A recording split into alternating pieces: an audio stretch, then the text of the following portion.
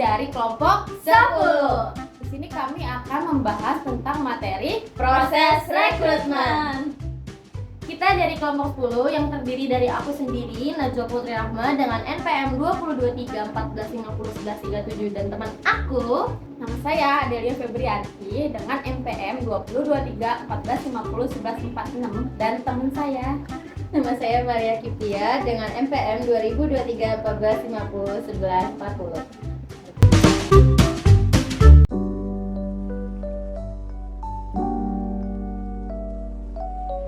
Pembahasan yang akan kami bahas di sini ada yang pertama ada pengertian rekrutmen, yang kedua ada tujuan rekrutmen, yang ketiga ada alasan rekrutmen, yang keempat ada proses rekrutmen, dan yang terakhir hambatan-hambatan dalam perekrutmen. Mari kita simak materi sama-sama ya. Pengertian rekrutmen. Rekrutmen adalah proses mencari, menarik, menyaring, mewawancarai, dan memilih kandidat yang sesuai untuk mengisi posisi atau peran yang sedang dibutuhkan oleh perusahaan atau organisasi. Tujuan rekrutmen. Tujuan rekrutmen adalah untuk mendapatkan kandidat yang terbaik yang memiliki kualifikasi dan keterampilan yang sesuai dengan kebutuhan organisasi atau perusahaan. Proses rekrutmen bertujuan untuk mengisi posisi yang kosong dengan individu yang dapat memberikan kontribusi positif bagi kemajuan dan pencapaian dan tujuan perusahaan. Alasan melakukan rekrutmen. Pertama, berdirinya suatu organisasi baru. Kedua, adanya perluasan kegiatan organisasi. Ketiga, terciptanya pekerjaan dan kegiatan baru. Keempat, adanya pekerjaan yang pindah ke organisasi lain. Kelima, adanya pekerja yang berhenti, baik dengan format maupun tidak. Keenam, adanya pekerja yang berhenti karena memasuki usia pensiun. Dan ketujuh, adanya pekerja yang meninggal dunia. Ada beberapa proses untuk merekrut seseorang. Yang pertama, ada perencanaan rekrutmen. Perencanaan rekrutmen adalah menentukan kebutuhan tenaga kerja berdasarkan analisis pekerjaan dan perencanaan sumber daya manusia. Yang kedua ada pengumuman lowongan. Posisi yang tersedia diumumkan melalui berbagai media, seperti situs web perusahaan, media sosial, portal lowongan kerja, atau dengan menggunakan jasa perekrutan. Yang ketiga ada penyaringan lamaran. Pelamar yang memenuhi syarat akan disaring berdasarkan kualifikasi dan pengalaman yang relevan. Biasanya proses ini mencangkup pemeriksaan CV, resume, dan surat lamaran. 4. Seleksi awal. Kandidat yang lolos tahapan penyaringan akan melalui proses seleksi awal, seperti wawancara singkat atau tes tertulis, untuk mengevaluasi pengetahuan dan keterampilan dasar. Yang kelima, wawancara. Kandidat yang lolos seleksi awal akan diundang untuk wawancara lanjutan. Tahapan ini bisa berdiri dari beberapa jenis wawancara, seperti wawancara HR atau untuk mengevaluasi kesesuaian budaya dan wawancara teknis. Dan yang keenam, tes psikologi dan tes lainnya. Di beberapa perusahaan, kandidat juga menjalani tes psikologi, tes kepribadian, atau tes kemampuan lainnya yang relevan untuk pekerjaan tersebut. Yang ketujuh ada referensi dan background check. Beberapa perusahaan melakukan pengecekan latar belakang atau referensi dengan menghubungi mantan atasan atau perusahaan sebelumnya untuk memverifikasi informasi kandidat tersebut. Kedelapan ada negosiasi penawaran. Setelah kandidat dipilih, perusahaan akan menawarkan kompensasi yang mencakup gaji, tunjangan, dan fasilitas lainnya. Negosiasi ini bisa terjadi jika kandidat memilih ekspektasi yang berbeda dari penawaran awal. Yang kesembilan ada penempatan dan onboarding. Setelah kesepakatan tercapai, kandidat mulai bekerja di perusahaan. Pada tahap ini, proses orientasi atau onboarding dilakukan agar kandidat dapat beradaptasi dengan peran, tim, dan budaya perusahaan. Hambatan perekrutan. 1. Keterbatasan kandidat yang sesuai. Mencari kandidat yang memiliki kualifikasi sesuai dengan kebutuhan perusahaan untuk posisi yang dibutuhkan. Kedua, tingkat persaingan yang tinggi.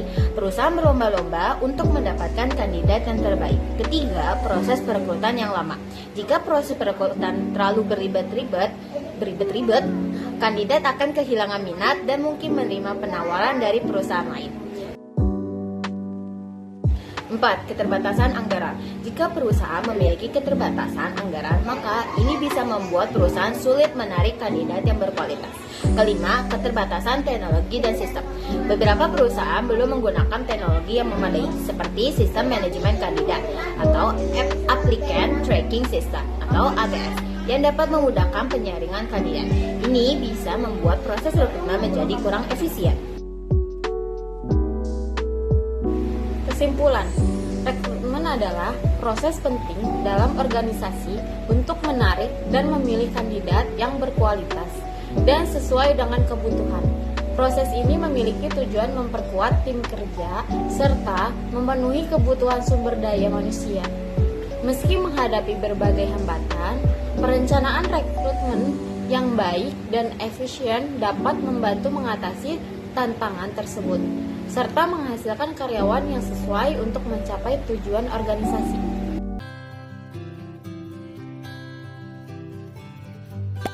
Baik, tahapan simulasi ini akan berjalan sesuai dengan materi perkuliahan sebelumnya.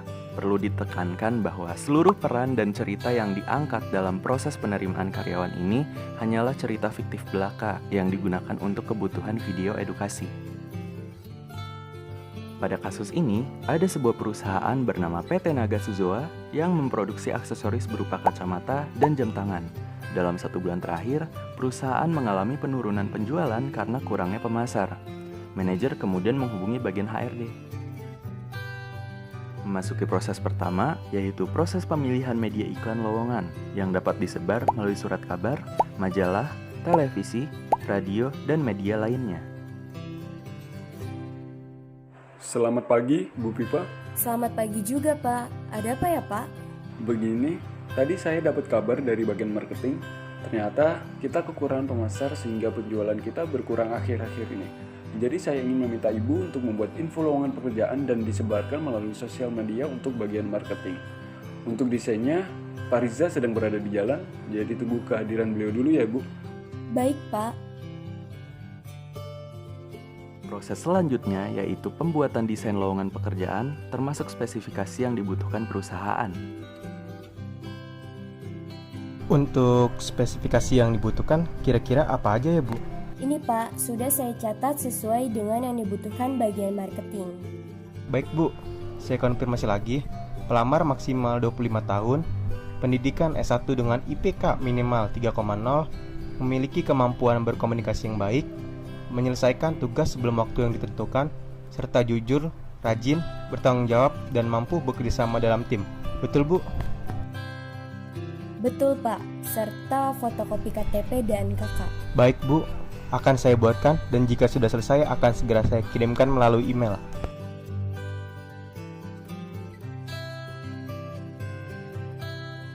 Setelah desain lowongan pekerjaan dibuat, berikutnya adalah proses penetapan tanggal pembukaan dan penutupan rekrutmen yang meliputi rentang waktu masa pendaftaran sampai masa penutupan pendaftaran.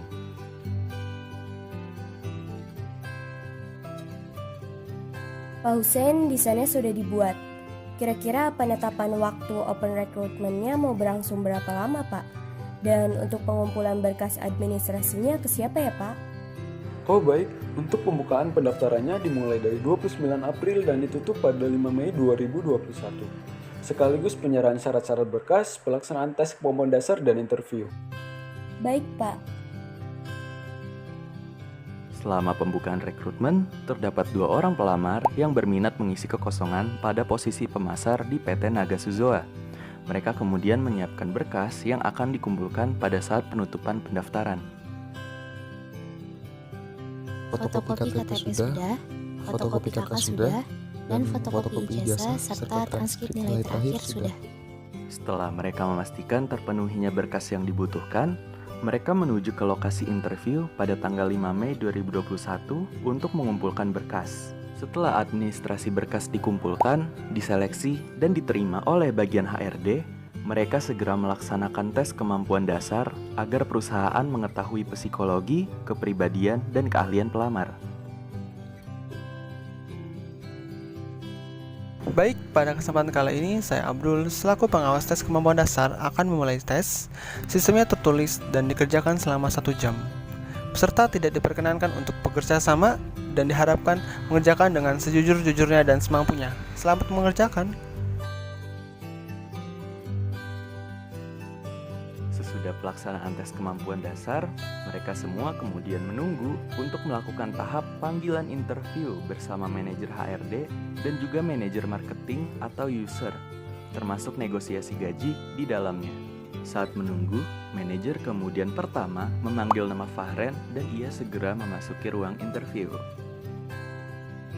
Oke, kita mulai saja interviewnya. Tolong ceritakan sedikit tentang diri Anda.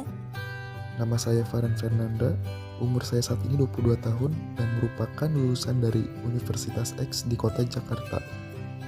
Baik, apa kelebihan dan kekurangan Anda? Kelebihan saya adalah saya mampu bekerja sama dengan tim, lalu saya memiliki kemampuan berkomunikasi yang baik, dan kekurangan saya yaitu saya tidak dapat bekerja di bawah tekanan.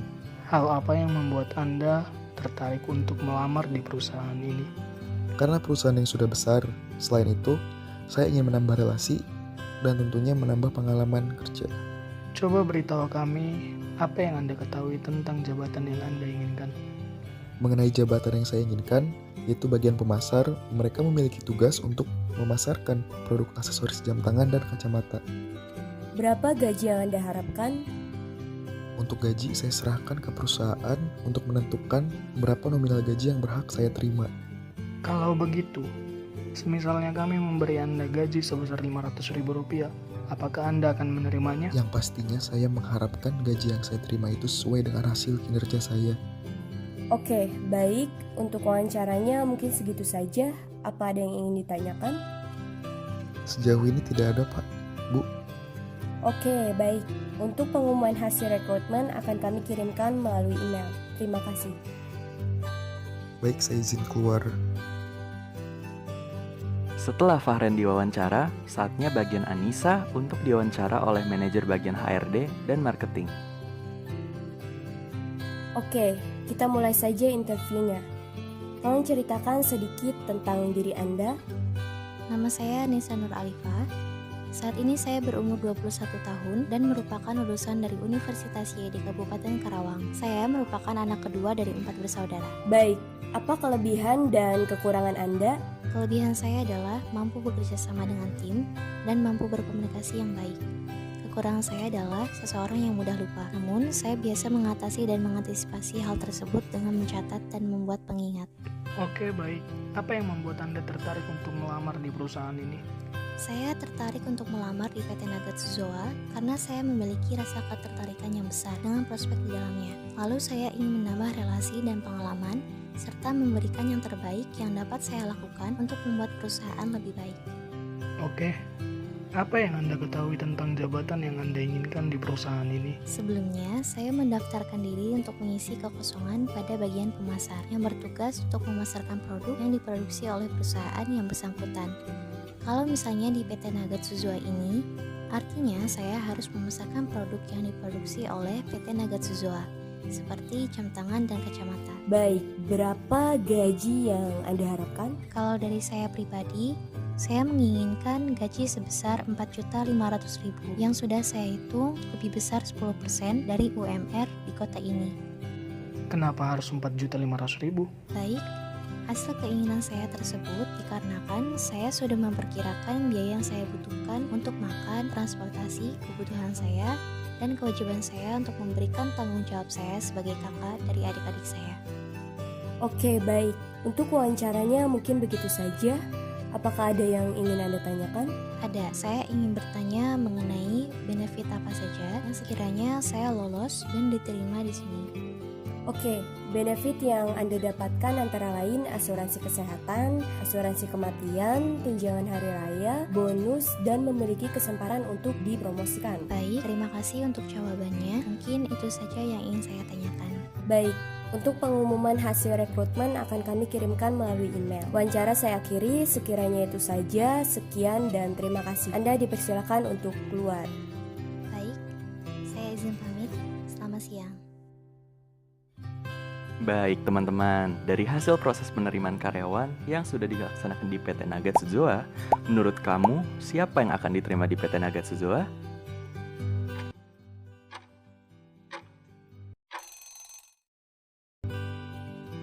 Oke, jika kamu menjawab Anissa yang akan diterima di PT Naga Suzoa, maka tebakan kamu adalah benar.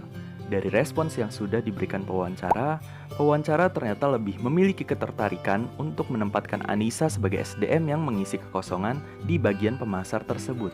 Karena Anissa menunjukkan pribadi yang berkomitmen, jujur, bertanggung jawab, teliti, aktif, dan berkompeten. Untuk proses penerimaan karyawan, saya akhiri sampai di sini. Sekian presentasi dari kelompok kami. Semoga bermanfaat. Kurang lebihnya mohon dimaafkan. Wassalamualaikum warahmatullahi wabarakatuh.